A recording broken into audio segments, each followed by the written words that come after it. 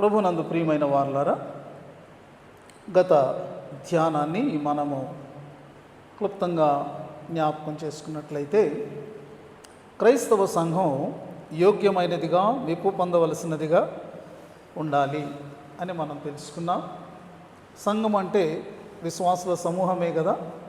కాబట్టి ప్రతి విశ్వాసి కూడా యోగ్యమైన విశ్వాసిగా, మెప్పు పొందవలసినటువంటి లేకపోతే పొందదగినటువంటి స్థితిలో ఉన్నటువంటి విశ్వాసిగా ఉన్నట్టయితే అది క్రైస్తవ సంఘం అంతటికీ కూడా మేలుకరమైనటువంటిది. అయితే అలాంటి స్థితి మనం పొందడం కొరకు ధ్యానం ఉంచాల్సినటువంటి 6 సంగతులను మనము ధ్యానం చేసుకున్నాము. వాటిని బట్టి దేవునికి వందనాలు చెల్లిస్తున్నాం. ఈ దినము ఫిలిప్పీ 4:10 నుండి మనం చదువుకున్నాము. మరి ఈ భాగాన్ని మనం చదువుతూ ఉంటే ఈ పత్రిక ఒక ముగింపుకు వస్తున్నట్లుగా మనము గమనించగలం. 10వ మనము చదువుకున్నట్లయితే ఇక్కడ అపోస్తలుడైన పౌలు ఫిలిప్పీ సంఘాన్ని గురించి మంచి విషయాలు చెబుతున్నట్టు, ఫిలిప్పీ మంచి స్థితిలో ఉన్నట్టు మనము గమనించగలము. ఏమంటున్నాడు పౌలు అంటే, నన్ను గూర్చి మీరు నాళ్ళకు మరలా యోచన చేయసాగితరని ప్రభువునందు మిక్కిలి సంతోషించి తిని, ఆ విషయములో మీరు యోచన చేసి ఉంటిరి, కానీ తగిన సమయము దొరకకపోయాను. కాబట్టి మనకు అర్థమవుతున్నటువంటిది ఏమిటి అంటే, ఫిలిప్పీ క్రైస్తవులు అపోస్తలుడైనటువంటి పౌలు గురించి వారు యోచన చేస్తూ ఉన్నారు. తమకు సత్య సువార్తను అందించి తాము రక్షించబడి నిజదేవుని తెలుసుకునేటట్లుగా ఒక విశ్వాసులుగా, సంఘముగా తీర్చిదిద్దబడినట్లు ప్రయాసపడినటువంటి పౌలును వారు జ్ఞాపకం చేసుకుంటున్నారు. మరి ఇప్పుడు ఈ పౌలు ఎక్కడో ఫిలిప్పీకి ఎంతో దూరంలో ఉన్నటువంటి రోమాలో చెరసాలలో ఉన్నాడని తెలుసుకున్నటువంటి ఈ యొక్క ఫిలిప్పీ క్రైస్తవులు అలా తెలుసుకున్న నాట నుండి కూడా వారు ఏం చేస్తున్నారంటే, పౌలు గురించి మరి ఎక్కువగా మనము ఆయన దగ్గరికి ఎలా వెళ్ళగలం, ఎలా పరామర్శించగలం, ఆయనకు మనవంతు సహకారాన్ని, సహాయాన్ని ఎలా అందించగలం అని వారు ఆలోచిస్తూ ప్రయత్నం చేస్తూనే ఉన్నారు.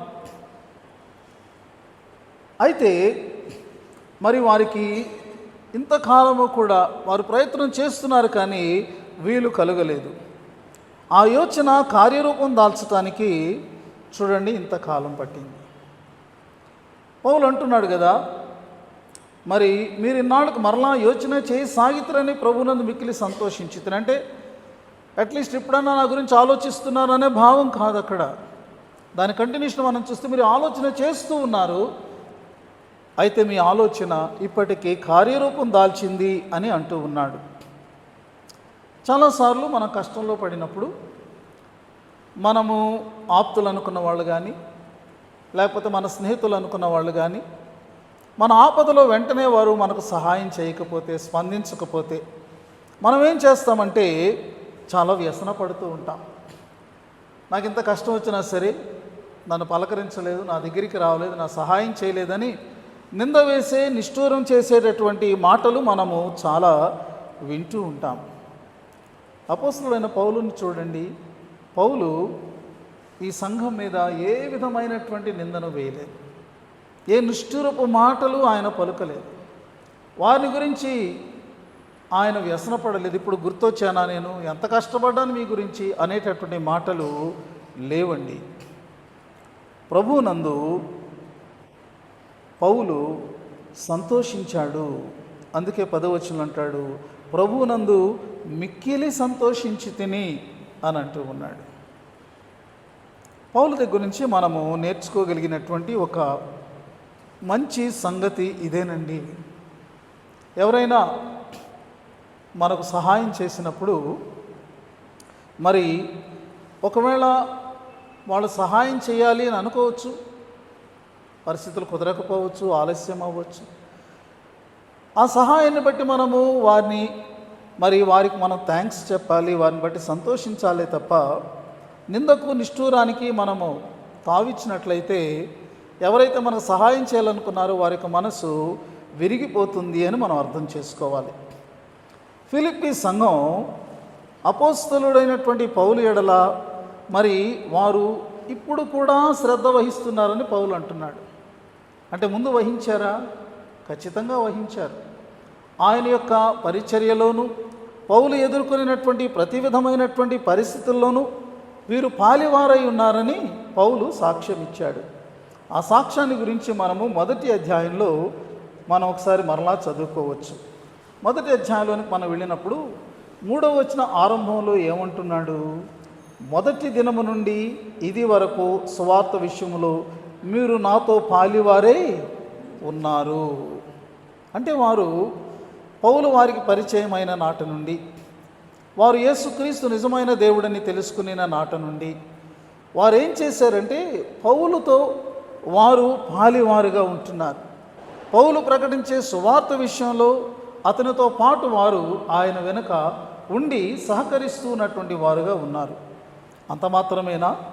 7వ వచనంలో చూడండి, నా బంధకములయందును నేను సువార్త పక్షమున వాదించుటైందును దానిని స్థిరపరచుటైందును మీరందరూ ఈ కృపలో నాతో కూడా పాలివారై ఉన్నారు అంటున్నాడు. పౌలు ఫిలిప్పీలో ఉన్నప్పుడు చెరసాల పాలయ్యాడు, బంధకాల పాలయ్యాడు. ఇంకా అనేక మంది వ్యతిరేకతలతో అతడు స్వార్థపక్షంగా వాదించవలసినటువంటి పరిస్థితి ఏర్పడింది. నమ్మినటువంటి వారిని ప్రభువులో స్థిరపరిచి చక్కగా సంఘంగా ఏర్పరచవలసినటువంటి బాధ్యత అతను కలిగి ఉన్నటువంటి పరిస్థితి ఉన్నది. వీటన్నిటిలో కూడా అతని వెనుక ఎవరున్నారంటే ఫిలిప్పీ సంఘం ఉంది. The entire Philippian church was behind Paul. ఎంతో గొప్ప సంగతి ఇది, చాలా గొప్ప సంగతి అని మనము తెలుసుకోవలసినటువంటి వారంగా ఉంటూ ఉన్నాం. ప్రియమైనటువంటి వారలారా, అయితే ఇప్పుడు పౌలు వారితో లేడండి. పౌలు ఎక్కడో దూరంగా ఉన్నాడు, పౌలు ఎక్కడో చెరసాలలో ఉన్నాడు. అయినను కూడా ఫిలిప్పీ సంఘము ఆయనతో పాలివారై ఉండే విషయంలో వెనుకబడలేదు. చెరసాలలో అతడు ఉన్నటువంటి ఈ పరిస్థితులలో మరింత ఆతురతతో వారు యోచన చేస్తున్నారు. పౌలుకి ఇదంతా ఆదరణ, పౌలుకి ఇదంతా ప్రోత్సాహం, పౌలుకి ఇదంతా సంతోషం. నేనెక్కడో ఒంటరిగా ఈ చెరలో నేను ఉండగా నా కొరకు ఆలోచించేవాళ్ళు ఉన్నారు, నాకు సహాయం చేయాలని ఆతురత పడేవాళ్ళు ఉన్నారు. ఏ రీతిగానైనా నన్ను మరి దీనిలో నుండి మరి నన్ను బయటికి రప్పించాలని ప్రయత్నం చేస్తున్నటువంటి వారు ఉన్నారు అనేటటువంటివి ఈ భక్తునికి ఎంతో ఎంతో ఆదరణనిచ్చేటటువంటివిగా ఉన్నాయి. కాబట్టి క్రైస్తవ సంఘం ఎలా ఉండాలి? పరిసయ్యుల వలె, శాస్త్రుల వలె, సద్దూకయ్యుల వలె, హెరోదీయుల వలె ఉండకూడదండి. వారిలో చాలామంది నాడు క్రీస్తు విషయంలో ఏం చేశారు? ఓ ప్రక్కన ప్రభు అద్భుతాలు చేస్తున్నారు, వారి కళ్ళ ఎదుట వాళ్ళు చూస్తున్నారు.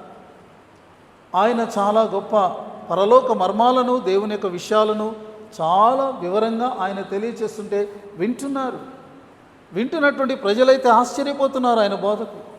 అద్భుతాలు చూస్తున్నటువంటి ప్రజలైతే తండోపతండాలుగా ఆయనను వెంబడిస్తున్నారు. కానీ పరిసయ్యులలో, శాస్త్రులలో, హెరోదీయులలో, సద్దూకయ్యులలో అధికమైనటువంటి వారు ఏం చేశారంటే ప్రభువుని ఎలా పట్టుకుందామా, ఎలా చిక్కుపరచుదామా, ఎలాగ ఇరికిద్దామా, ఎలా ప్రజలలో ఆయనను అపఖ్యాతి పాలు చేద్దామా అని అదే రీతిగా వెతుకుతూ ఉన్నారు. ఆయనతో కలిసి పనిచేయవలసినటువంటి వారు ఎప్పుడూ కూడా ఆయన మీద వారు వ్యతిరేకమైన దృష్టిని నిలిపినట్టు మనం చూస్తాం. క్రైస్తవ సంఘం అలా ఉంటే దేవుని పని ఎలా జరుగుతుంది? కాబట్టి ప్రతి క్రైస్తవ సంఘము కూడా ఫిలిప్పీ సంఘంలా ఉండాలి, దైవజనునితో సహకరించేవారుగా ఉండాలి, పాలిభాగస్తులయ్యేవారుగా ఉండాలి. దానివల్ల జరిగేటటువంటిది ఏంటంటే క్రీస్తు యొక్క సువార్త మన చుట్టూ ఉన్న సమాజంలో, మన పట్టణంలో అది బలంగా ప్రకటించబడుతుంది. అంత మాత్రమే కాదు, ఎక్కువగా ప్రకటించబడుతుంది. దానివలన అనేక మంది నిజదేవుడైనటువంటి యేసుక్రీస్తును రక్షకునిగా వారు తెలుసుకోగలిగిన వారుగా ఉంటారు. సంఘం కూడా అన్ని విధాల బలపడేటటువంటి ఒక బలమైనటువంటి దేవుని యొక్క సంఘముగా, వ్యవస్థగా ఈ లోకంలో ఉండగలుగుతుంది. దీనిని మనం నేర్చుకోవాలి. ఖచ్చితంగా మనం నేర్చుకోవాలి. పౌలు ఇలా చెప్పిన తర్వాత, ఏంటి పౌలు గారు సంఘాన్ని పొగుడుతున్నారు, కాబట్టి పౌలు గారు ఇలా మాట్లాడితే ఇంకా వాళ్ళు సహాయం చేస్తారని, ఇంకా వాళ్ళు ఏదేదో ఆయనకు పంపిస్తారని, ఇంకా ఆయనకు వారు మరి సపోర్ట్ చేస్తారని అనుకునేటటువంటి పరిస్థితి ఉంటుందని పౌలు గమనించాడు. ఎందుకంటే ఎవరన్నా మెచ్చుకున్నాం అనుకుంటే ఉదాహరణకి, దాని వెనకాల కూడా అర్థాలు తీసేవాళ్ళు ఉంటారు. ఏది మాట్లాడినా ఈ మాటలు ఎందుకు మాట్లాడారా అని అనేకమైనటువంటి మరి కామెంట్స్ వచ్చేటటువంటి పరిస్థితుల్లో మనం ప్రస్తుతం ఉన్నాం. ఒకవేళ నాడు కూడా అలాంటి పరిస్థితి ఉందేమో. పౌలు దానిని క్లారిఫై చేస్తున్నాడు. ఏమంటున్నాడంటే 11వ వచనంకు వచ్చేటప్పటికి, నాకు కొదువ కలిగి నందున నేను ఇలాగూ చెప్పుటలేదు అని అంటున్నాడు. పౌలు గురించి మనకు తెలుసండి. పౌలు ఎప్పుడూ కూడా ఇతరుల దగ్గర నుంచి ఏది ఆశించిన వాడుగా లేడు అని మనకు తెలుసు. అతను అంటున్నటువంటి మాటలు నమ్మదగినటువంటి మాటలని మనము కూడా నమ్మవచ్చు. అతనిలో స్వార్థం లేదు. అవకాశం వచ్చింది కాబట్టి మరి వారి నుండి ఏదో పొందాలనేటటువంటి ఆశ అతనిలో లేదు. తాను అవసరతలో ఉన్నాడు కాబట్టి మరి ముఖస్తుతిగా ఈ మాటలు మాట్లాడుతున్నాడని కూడా మనం అనుకోనవసరం లేదు. అతడు హృదయపూర్వకంగా వారిని అభినందిస్తున్నాడు. ప్రియమైనటువంటి వారులారా, మనకు మంచి చేసిన వారిని, మేలు చేసిన వారిని అభినందించడం అనేటటువంటిది ఒక మంచి గుణమండి, అది సుగుణమండి. ఎందుకంటే మన కొరకు ప్రయాసపడతారు, మన కొరకు ఆలోచన చేస్తారు, మన కొరకు వాళ్ళు త్యాగం కూడా చేసుకునే పరిస్థితులు ఉంటాయి. అలాంటప్పుడు దానిని మనం గుర్తించినటువంటి వారంగా మనం ఉండొద్దా? దానిని మనం గమనించి దాని విలువను మరి మనము స్వీకరిస్తున్నటువంటి వారంగా, లేకపోతే దానిని మనం గుర్తించినటువంటి వారంగా ఉంటే ఇతరులకు అలా సహాయం చేసేవారికి సహాయం చేయాలి, లేకపోతే మరి ఈ విధంగా సహకరించాలి అనేటటువంటి ఆ యొక్క మరి వారిలో ఆ మంచితనం అనేటటువంటిది ఇంకా పెరిగేటటువంటి అవకాశం ఉంటుంది. కాబట్టి పౌలు ముఖస్తుతిగా ఇవి మాట్లాడడం లేదు, కానీ హృదయపూర్వకంగానే మాట్లాడుతున్నాడని మనం అర్థం చేసుకోవాలి. అయితే పౌలు తాను దేనిని అభ్యాసం చేసుకున్నాడో దానిని ఇక్కడ వివరించాడండి. దానిని మనం కూడా అభ్యాసం చేసుకోవాలి. ప్రతి క్రైస్తవుడు, అలాగే మరి సమూహంగా క్రైస్తవ సంఘం కూడా దానిని అభ్యాసం చేసుకోవాలి. అదేమిటి అంటే 11వ వచనంలో 2వ భాగంలో మనం చదివితే, నేనే స్థితిలో ఉన్నాను, ఆ స్థితిలో సంతృప్తి కలిగి నేర్చుకుని ఉన్నాను. పౌలు దేన్ని నేర్చుకుంటున్నాడండి? సంతృప్తి కలిగి ఉండడానికి నేర్చుకుంటున్నాడు. సంతృప్తిగా ఉండడాన్ని అతడు అభ్యాసం చేసుకుంటున్నాడు. కొన్ని మనకు ఆటోమేటిక్గా రావు, మనం వాటిని ఖచ్చితంగా అభ్యాసం చేసుకోవాల్సిందే. ఏదైనా మనం నేర్చుకోవాలి అన్నట్టయితే మరి దానిని మనం అభ్యాసం చేయాలి. ఒక వ్రాత కానీ, ఒక భాష కానీ, లేకపోతే ఒక నూతనమైనటువంటి వస్తువును మనం ఎలా వినియోగించాలో మరి దానిని మనం వినియోగించే విషయంలో కానీ అభ్యాసం చేసుకుంటే కానీ రాదు. అలాగే కొన్ని గుణాలు ఉంటాయి, వాటిని మనం అభ్యాసం చేసుకుంటే కానీ రాదు. అలాంటి వాటిలో ఒక ముఖ్యమైనటువంటిది ఏంటంటే సంతృప్తి. దీనిని కంటెంట్మెంట్ అని అనడం జరిగింది. దీనిని గురించి కొన్ని మరి పెద్దలు చెప్పినటువంటి మాటలు మనము నేర్చుకున్నట్లయితే చక్కని అర్థాలు ఉన్నాయి. ఒక ఆయన ఏమంటాడంటే, contentment is the art of finding Joy in simplicity అంటాడు. సరళతలో ఆనందాన్ని వెతుక్కోవడమే సంతృప్తి అని అంటాడు. సింపుల్గా ఉండే దానిలో నీవు ఆనందాన్ని వెతుక్కుంటే నీ జీవితం ఎంతో తృప్తిగా ఉంటుంది అని ఆయన చెప్పాడు. ఇంకొక ఆయన ఏమన్నాడంటే, contentment is the foundation of true happiness. It is accepting and embracing the present moment as it is అన్నాడు. ప్రస్తుతం ఉన్నటువంటి పరిస్థితిని ఉన్నట్టుగా మనం అంగీకరించినప్పుడు అది సంతృప్తి అనేటటువంటి దానికి ఒక సంతోషకరమైన పునాదిని వేస్తుంది అని అంటాడు. మన పరిస్థితులు ఎప్పుడప్పుడు మారుతూ ఉంటాయి కదా. మారుతూ ఉన్నప్పుడు మనము ఏమవుతామంటే ఒక పరిస్థితిలో చాలా మనకు బాగా అనిపిస్తుంది, ఒక పరిస్థితి మనకు అననుకూలంగా ఉంటుంది. కానీ అననుకూలముగా ఉన్నటువంటి పరిస్థితిని కూడా అంగీకరించగలిగితే, ఎందుకంటే పరిస్థితి నువ్వు మార్చలేవు, నేను మార్చలేను, ఆ పరిస్థితి కూడా మనం వెళ్ళాల్సిందే. కానీ దానిని కూడా అంగీకరించగలిగితే అది నీ యొక్క సంతోషాన్ని దొంగిలించలేదు, నీవు తృప్తిగా ఉండగలవు అని అంటాడు. ఇంకొక ఆయన ఈ రీతిగా ఆయన చెప్పాడు, true contentment is not having everything but being satisfied with everything you have అని అన్నాడు. సంతృప్తి అంటేనట అన్నీ కలిగి ఉండడం సంతృప్తి కాదట. నీవేమైతే కలిగి ఉన్నావో వాటన్నిటిని బట్టి కూడా నీవు తృప్తి చెందితే అది సంతృప్తి అన్నాడు. లేని దాని కొరకు ఆశించి ఉన్నదానిని మనం పట్టించుకోకపోతే మన జీవితం ఎప్పుడు కూడా తృప్తితో ఉండలేదండి. కాబట్టి సంతృప్తి అనేటటువంటిది ఒక ఉన్నతమైనటువంటి ఒక చక్కని లక్షణం అని మనం తెలుసుకోవాలి. పౌలు గారు ఏమంటున్నాడు అంటే, ఆయన అంటాడు 12వ వచనంలో, దీనస్థితిలో నెరుగుదును, సంపన్న స్థితిలో నెరుగుదును.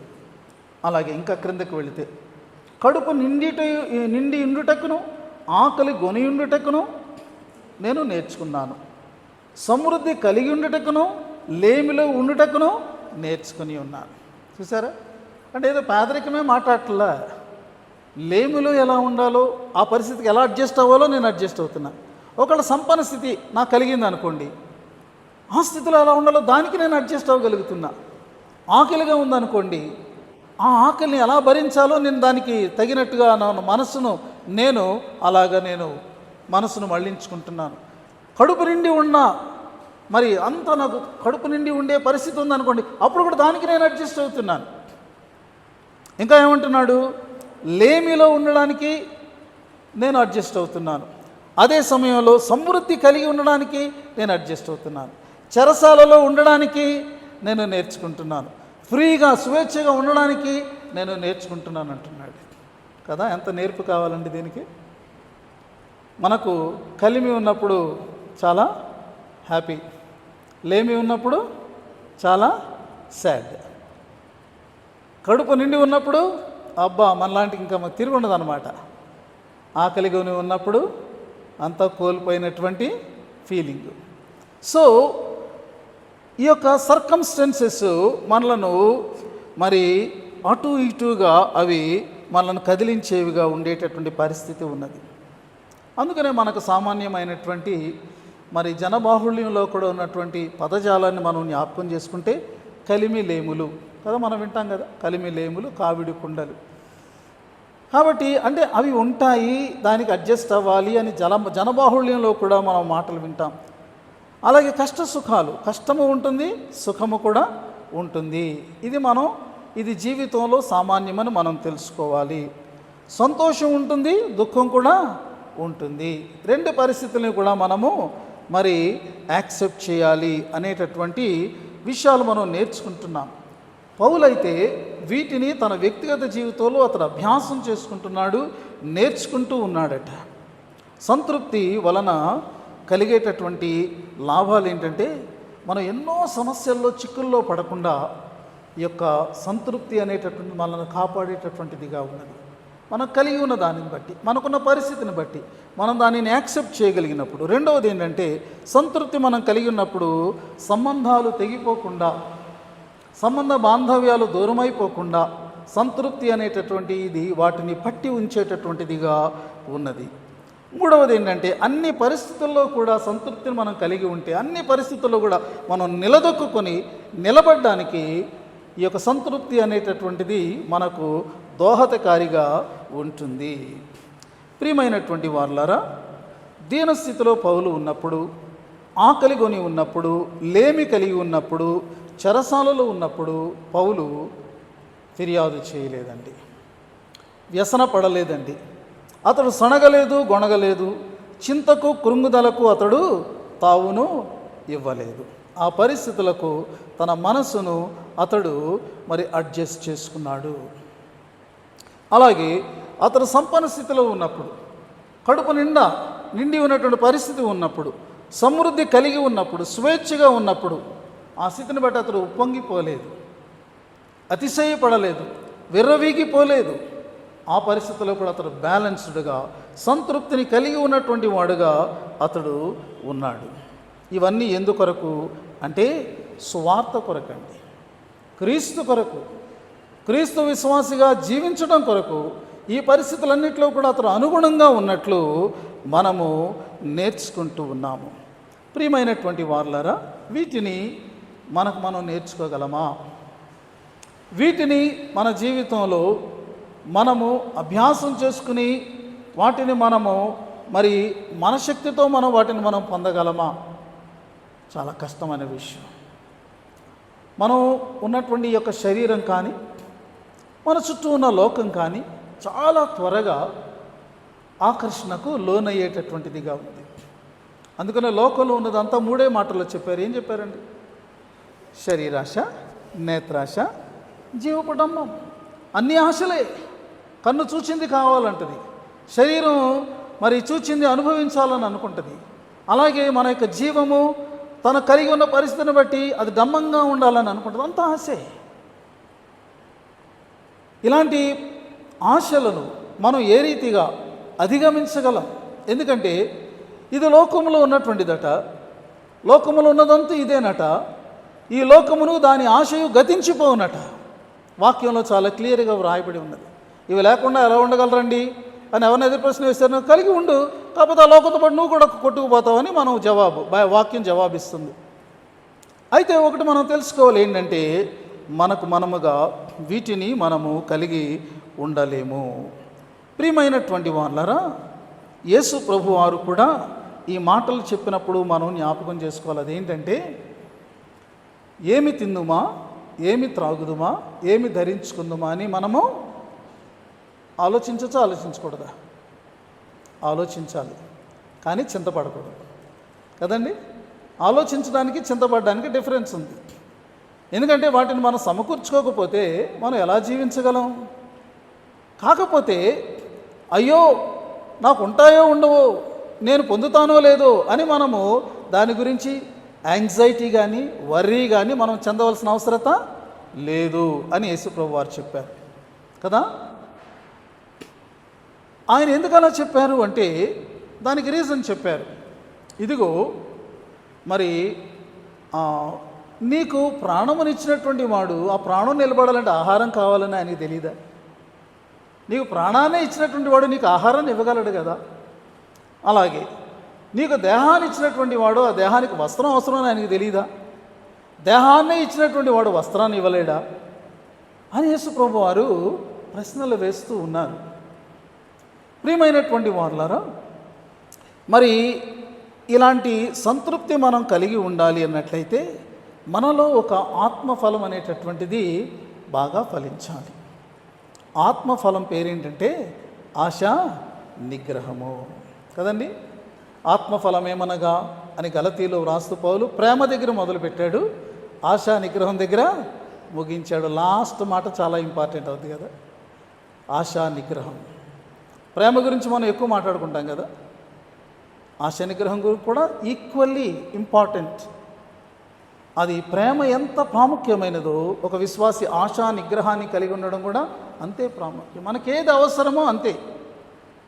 మనం కోరుకున్న ప్రతీదీ కాదు, మనం ఆశించిన ప్రతీదీ కాదు. ఎందుకంటే మన కోరిక, మన ఆశ అది అన్నిసార్లు మన అవసరత కాకపోవచ్చు. కాబట్టి ఆశా నిగ్రహము అంటే ఇంగ్లీష్లో ఏమన్నారంటే సెల్ఫ్ కంట్రోల్ అని అన్నారు.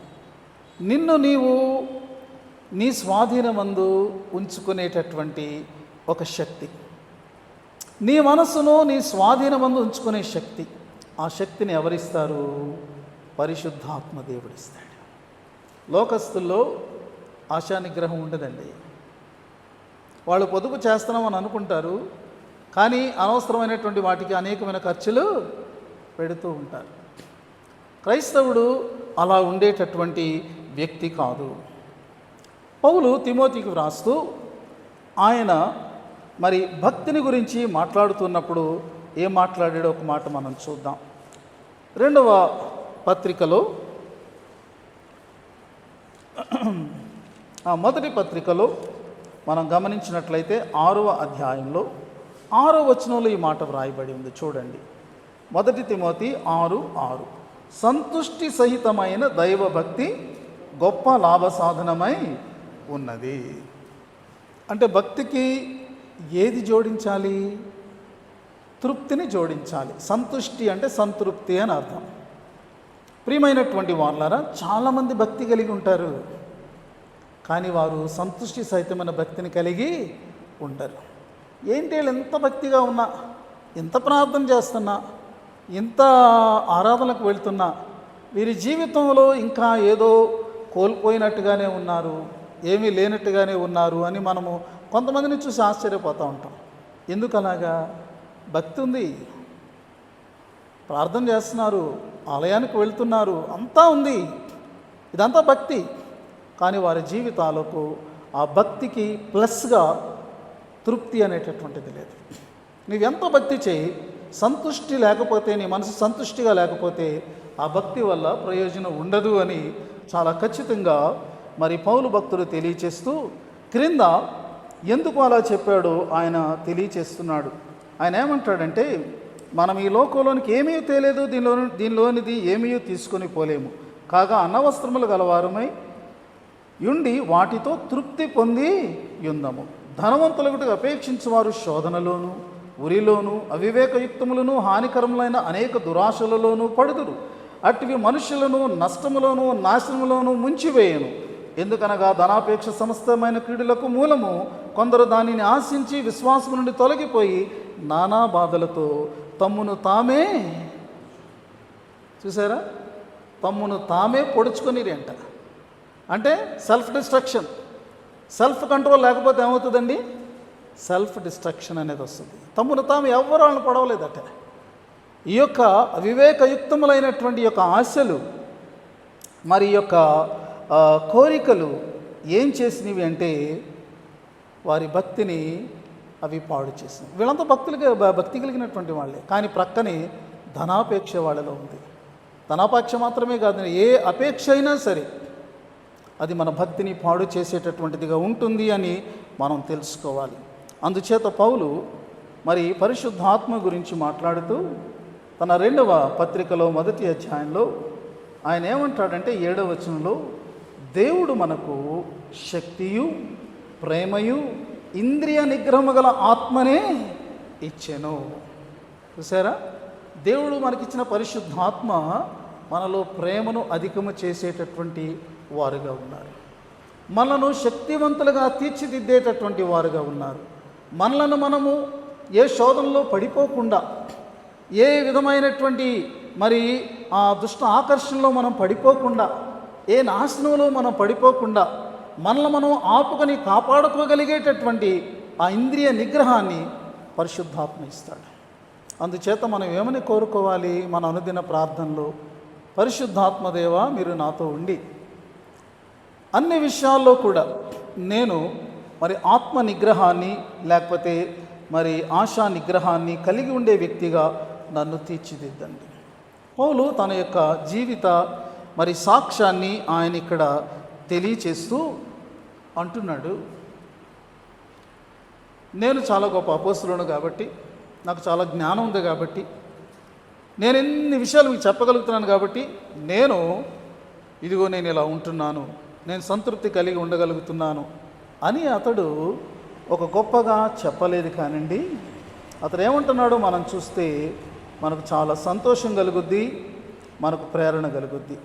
13వ వచనానికి వచ్చేటప్పటికి ఆయన అంటాడు, నన్ను బలపరచువాని యందే నేను సమస్తమును చేయగలను. సంతృప్తి కలిగి ఉండడం అనేటటువంటిది దేవుడిచ్చేటటువంటి బలం అంటండి. ప్రతి పరిస్థితిలో దానికి అనుగుణంగా మనము కంగారు పడకుండా ఆ పరిస్థితి గుండా మనం దాన్ని విజయవంతంగా వెళ్ళడానికి మనల్ని బలపరిచేవారు మన దేవుడట. నన్ను బలపరచువాని యందు, మరి ఒక తర్జుమాలో అయితే నన్ను బలపరచు క్రీస్తు యందు నేను సమస్తమును చేయగలను. అది కలిమి అయినా నేను జీవించగలను, లేమి అయినా జీవించగలను. మరి కడుపు నిండి ఉన్నా నేను జీవించగలను, ఆకలితో ఉన్నప్పుడైనా నేను దానిని అధిగమించగలను. ఇలాగా సిచ్యువేషన్స్ ఒకదానికొకటి ఆపోజిట్గా ఉన్నప్పటికీ కూడా వాటన్నిటిలో కూడా నేను నిలవగలను. ఎందుకంటే ప్రతి సమయంలో నన్ను బలపరుస్తున్నవాడు నాతో ఉన్నాడు. ఈ వాక్యము చాలామంది జీవితాలకు మరి ఎంతో ధైర్యాన్ని, నిజంగానే బలాన్ని ఇచ్చినటువంటి వాక్యం. అనుదినం మనం అనుకోవాలంట, నన్ను బలపరచు క్రీస్తు యందు నేను సమస్తమును చేయగలను, సమస్తమును చేయగలని మనం చెప్పుకోవాలంటండి. అలా చెప్పుకున్నప్పుడు నీకు ఎదురైనటువంటి ప్రతి పరిస్థితిలో కూడా నీవు జయాన్ని పొందగలవు. పౌలు యొక్క జీవితంలో అతడు తన శక్తి మీద ఆధారపడలేదండి. అతడు ఎవరి మీద ఆధారపడ్డాడంటే దేవుని మీద ఆధారపడ్డాడు. ఒక క్రైస్తవుడు ఎప్పుడూ కూడా గాడ్ సఫిషియెంట్గా ఉంటాడట. అందుకని ప్రభు వారు చెప్పారు, ఏమన్నారంటే, ఇదిగో దేనిని గురించి మరి చింతపడద్దు, ఏమి తిందమా, ఏమి త్రాగుదమా, ఏమి చింతపడద్దు. ఎందుకని చింతపడకుండా ఎలా ఉండమంటారండి అని మనం ఒకళ్ళు ప్రశ్నిస్తే దానికి జవాబు ఏంటంటే, అవన్నీ మీకు కావాలని మీ పరలోకపు తండ్రికి ముందుగానే తెలుసు. ఎంత అద్భుతమైన విషయం అండి. మనకేం కావాలో మన పరలోకపు తండ్రికి ముందే తెలుసు అంటే. కాబట్టి అమ్మో ఇప్పుడు నేను దేవుడిని అడగకపోతే దేవుడు ఇవ్వడేమో, దేవుడు మర్చిపోయాడేమో, దేవుడికి అసలు తట్టలేదేమో, నో వరీస్. అలాగేమీ మనము చింతపడవలసిన అవసరం లేదు. కాబట్టి ఒక క్రైస్తవుని జీవితంలో అతని సమృద్ధి ఎవరంటే దేవుడేనండి. నా దేవుడు నాకున్నాడు, నాకంతే చాలు. నా దేవుడు నాకున్నాడు, ఆయన నా గురించి ప్రణాళిక వేశాడు. నా దేవుడు నాకున్నాడు, ఆయన నాకు సమయోచితంగా అనుగ్రహిస్తాడు. కాబట్టి క్రైస్తవుని యొక్క ఆధారం ఏంటంటే, అతను కనుగొన్నది ఏదీ కాదు. ఈ లోకంలో ఎన్నో కలిగి ఉండొచ్చు, దేవునికి స్తోత్రం. కానీ అతని యొక్క నమ్మకము, అతను ఆధారము అవి కాదు. అతని నమ్మకము అతని యొక్క దేవుడే, అతని యొక్క క్రీస్తే. God sufficient. నా వెనుక నా దేవుడు ఉన్నాడు. ఇప్పుడు నేనేమి కలిగి ఉన్నా, ఏమి లేకున్నా నా దేవుడు నాకున్నాడు, నాకు ఏది కావాలో ఆయన ఇస్తాడు. అందుకని నేను తరచూ జ్ఞాపకం చేసుకుంటాను, చెప్తూ ఉంటాను. సాధు సుందర్ సింగ్ గారు ఒక ప్రార్థన చేసుకునేవారట. అదేంటంటే, దేవా ఫలానాది నాకు ఇవ్వని నేను నిన్ను ప్రార్థన చేయను. ఎందుకంటే నేను ఫలానాది ఇమ్మంటే నీవు అదే నాకు ఇస్తావు. కానీ నేనేం కోరుకుంటానో తెలుసా, నీవే నాతో ఉండాలి. నీవు నాతో ఉంటే సమస్తము నాతో ఉన్నట్టే కదా. ఎప్పుడు నాకు ఏది కావాలో దాన్ని నువ్వు ఇవ్వగలవు కదా. కాబట్టి నీవే నాకు కావాలి ప్రభువా. మన ప్రార్థనలో కూడా ఒకవేళ ఇంతటి పరిపక్వత ఉంటే ఎంత బాగుంటుంది కదా. మనం దేవుని ముందు లిస్టు పెడతాం, ఆ లిస్టులో దేవుడు ఉండడేమో కదా.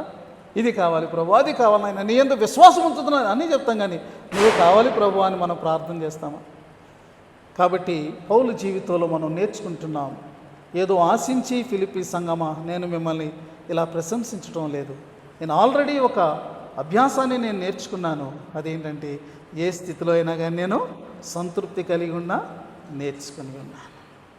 అలాంటి వ్యక్తి జీవితం ఎలా ఉంటుందో తెలుసండి. సంతృప్తి కలిగిన వ్యక్తి జీవితం నిత్యము ఆనందంగా, నిత్యము దేవుని స్తుతించేటటువంటి జీవితంగా ఉండగలుగుతుంది. మనము కూడా మన జీవితంలో దీనిని చక్కగా అభ్యాసం చేసుకుంటూ దేవుని స్తుతించే బిడ్డలుగా కొనసాగిపోదాం. పరిశుద్ధాత్మ దేవుడు అలాంటి కృపను, సహాయాన్ని మనకు మెండుగా అనుగ్రహించునుగాక. ఆమేన్.